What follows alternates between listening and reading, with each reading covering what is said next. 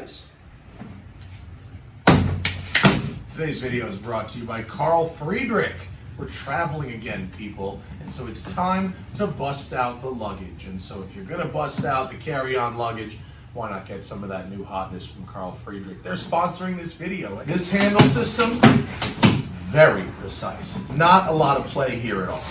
There's a USB port on this side, so you can put a battery in there and charge your stuff. And when it comes to working in a new shop, you got a lot of keys going on, right? I know it. I'm in a new shop all day. I'm carrying more keys than ever. Look at this. Key organizer. Very beautiful. The Swiss Army knife of keys.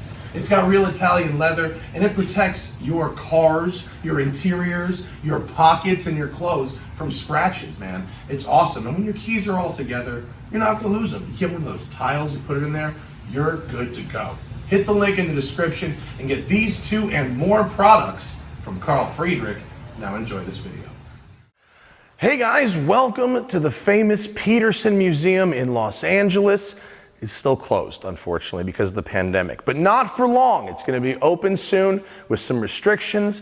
You're going to have masks and all that. I'm only allowed to take it off because I literally have the entire third floor to myself, because I'm going to show you a sneak preview of my favorite exhibition at the Petersen yet, since they've renovated the whole place. Supercars, a century of spectacle and speed. Yes, that's the whole name. And you want to know why it's my favorite exhibition? Because as soon as you step off the elevator, bam! You get hit with that Farah provenance. My Lamborghini Countach is headlining. And in fact, they're going to play my video on the wall back there, which is very, very cool. But I'm going to take you through, you've seen a lot about my car, 88 Countach 5000 QV, my pride and joy. It's the best, and we love it. But we're going to take you through chronologically, and I'm just going to give you a quick breeze over some of the highlights of this collection here.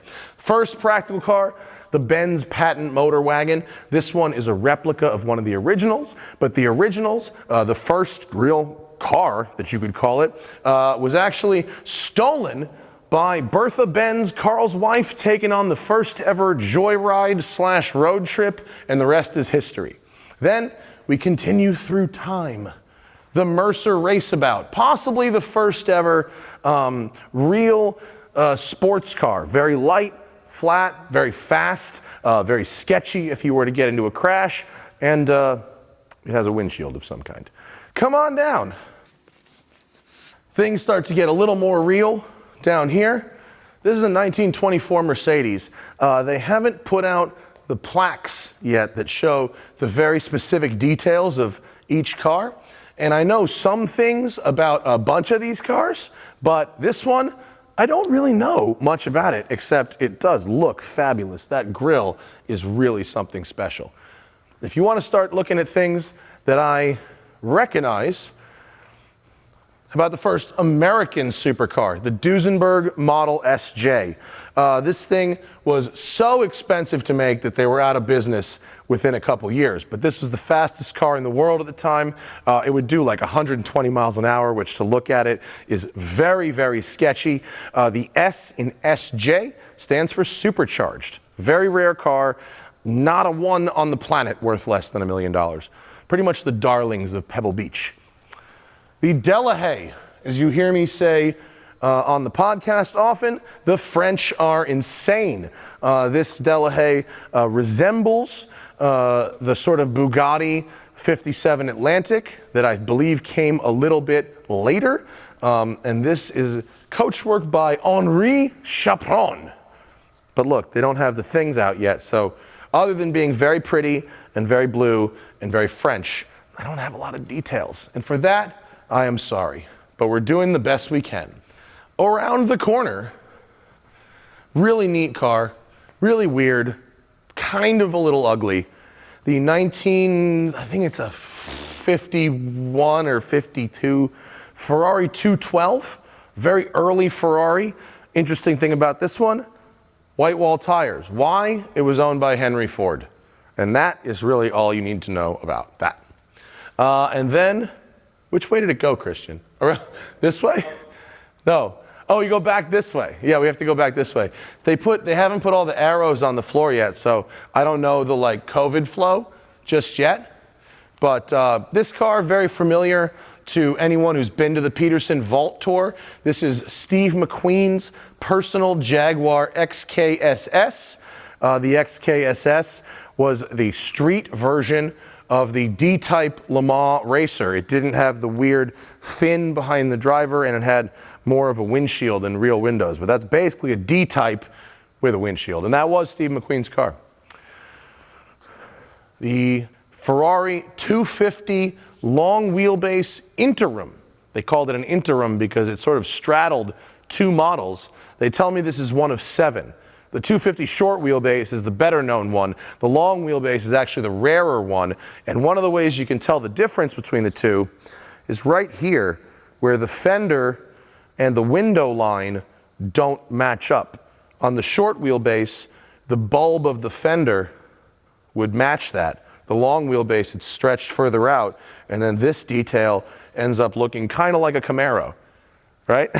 When you see it, you can't unsee it. Slightly Camaro-like there. Big ticket items from here on out, folks. Shelby Cobra, 427. You don't have to ask. We're at the Peterson. Obviously, this is a very real one. One of the ways I like to say that you can tell when a 427 Cobra is real, the wheels never really quite fit the wheel arches right. If there's a nice like tuck going on and it looks like the wheels were measured up against the arches like more recently, it's probably a replica. These real 427s have very bizarre fitment of the rear tires. And I think that's because this one is set up for street and road racing, but they also wanted to make it so you could fit big drag tires in there too. Because people did drag race Cobras back in the day. That was a thing. This one's got rear exhaust, no side pipes, keeping it pretty simple. Signed by Carroll Shelby on the dash, because every Cobra is signed by Carroll Shelby on the dash, real, fake, or otherwise. I don't think the fake ones use ashtrays anymore either, right? I think that's pretty much a good indicator that it was built in, period, because that's time relevant. They have not put an ashtray in a reproduction Cobra. I think that's like, you ash it when you hit third, is when you flicker off there.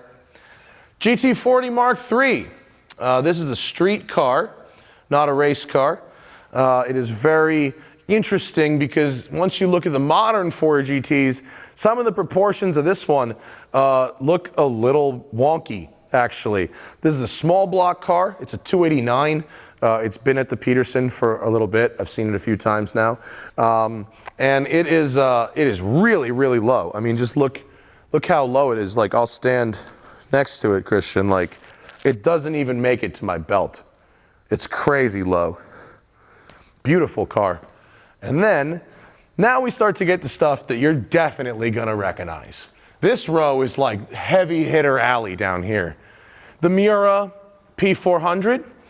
This is an early example of a Miura. It's not an S or an SV. It's been ridiculously restored. It looks nicer inside than any Miura ever looked leaving the factory, and the paint is just perfect on it. But like the satin finish on these wheels is epic, and really, really nice car. And obviously, the Miura is arguably the grandfather of the Supercar. My car, a little more iconic in terms of how it's related to how cars are made today. And I think for people of my age, but these are worth a lot more. The Lancia Stratos. Regulars of Bring a Trailer will recognize this car. It sold on Bring a Trailer a little bit ago. How do I know? It's got a Bring a Trailer license plate. I'm going to open the door of this one because I can, because I have the authority. I'm going to be very careful, but my favorite thing about the Stratos is the helmet bucket in the door. It's designed so that you can take your rally helmet off and put it in here for the transit stages. And the fact that they did that on the street cars too is very, very funny. Very like flimsy almost car. It feels like it's made of paper. Next up, the BMW M1. Originally planned to be a Lamborghini. When Lamborghini ran into financial trouble, as they do, BMW took over and finished the project with their engine. but you can kind of tell that it could have been a Lamborghini in another life. Beautiful car, factory. Someone said this car was sold to the factory racing driver. I don't know who it was, but it's a really nice car. Ferrari Testarossa. How can you have one of these without a Testarossa? This one belongs to Donnie Calloway, who is my Ferrari guru, actually. I got him set up here. They took it down, but what I love about this one, this particular Ferrari, is it has the late 80s power seat belts. You know, the thing, even Ferrari was not exempt from the power seat belts. In fact, you could get an F40. You could get a Ferrari F40 in the late 80s and be stuck with the power seat belts. Porsche 959S. S stands for Sport. There was also a Comfort version, but this is the Sport version. It has cloth interior. This one seems to have had a, it might be canopiized. What size are these wheels? These are 17s. And so I believe the canopiized ones are 18s. But either way, actually it says 9,000 miles. That is an awesome car, the Porsche 959. Right next to Bruce Meyer's Roof Yellowbird #1. This is not the actual car from the Faszination der Nürburgring video, the very famous video. This was #1, is the first production customer car. The car in that video is still owned by Roof in Germany. So this is the first one ever sold to a customer of the Roof Yellowbird. So this is a narrow body car with a 500 plus horsepower turbo engine in the back. Crazy stuff. And 211 miles an hour in 1987, when the Countach in the same test only could manage 179. It's a G car. 91 Acura NSX. This car is owned by Acura Honda's collection. It's a pretty low mile car. It's a nice example. It's a 91 NSX. The Jaguar XJ220. The car that should have gone 220 miles an hour, but because it didn't go 220 miles an hour, everybody asked for their money back. They didn't sell well. They weren't appreciated. Until about 3 years ago, when all of a sudden they went through the roof, and now they are worth a fortune. I've never driven one, but I would really very much like to. I hear very cool things. And then the Celine S7. I don't know if this one is a turbo or not. This vehicle came in naturally aspirated and then turbocharged versions. This is a naturally aspirated one. In fact, this looks a lot, and I don't know if it is. Straight up, we had one of these in the fleet at Gotham Dream Cars back in the day, and people could rent it.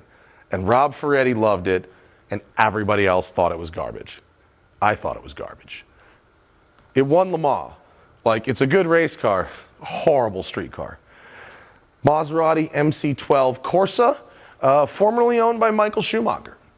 Kind of a neat story, and a beautiful example of a very rare car. Come on down this way. We're going to finish it off strong. Finish it off real strong. Y'all know this car. It's Freddie. Freddie Hernandez, a.k.a. Tavares, restored the Fast and Furious 8 Lamborghini. It's lovely. Mercy. And then we've got a little trifecta, but we are, of course, missing one. You've got your 288 GTO, F40, and then the Enzo. There's no F50, unfortunately. That one is crucially missing from this exhibition. But of these, the 288 GTO is probably my favorite. I think it is just ridiculously sexy and really gets you most of the way to F40 power without having to make the sacrifices of not having air conditioning and things like that. But I, of course, have a very soft spot for the F40.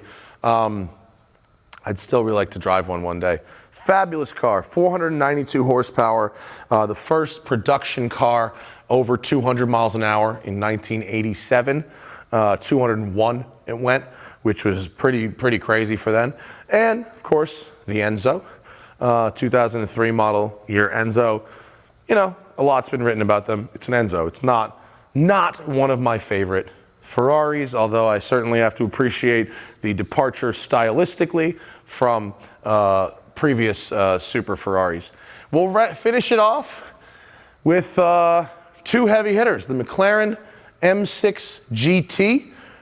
Yes, there were McLaren sports cars before the F1. They were just really weird looking and basically street-ish versions of Can-Am race cars. This is a proper Can-Am race car that has like mirrors and lights on it. It's silly, very, very silly, but apparently road legal for some reason.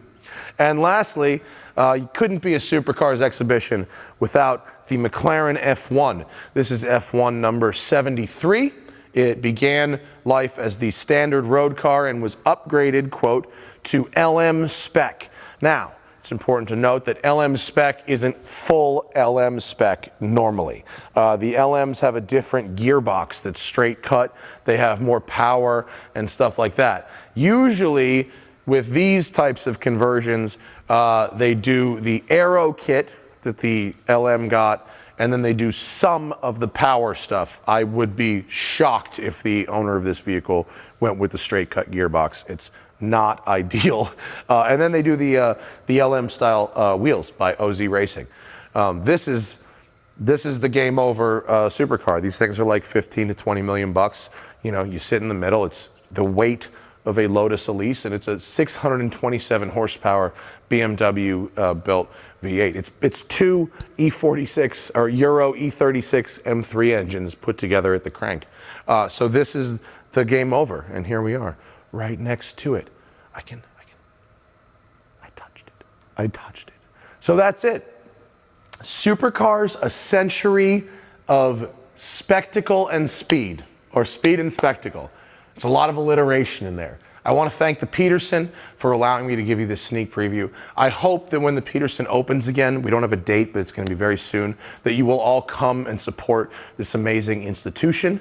It is a pillar of the California car community, and they have really curated a staggeringly good exhibit featuring a car that I am particularly proud to own. It's right up front. So check out the Petersen's website, hit the link in the description of the video, and hopefully we have a date for you very soon when you can check it out. And thanks to you for watching, and we'll see you later. And remember, always fight your tickets. Go to offtherecord.com/TST or use code TST10 on the Off the Record app.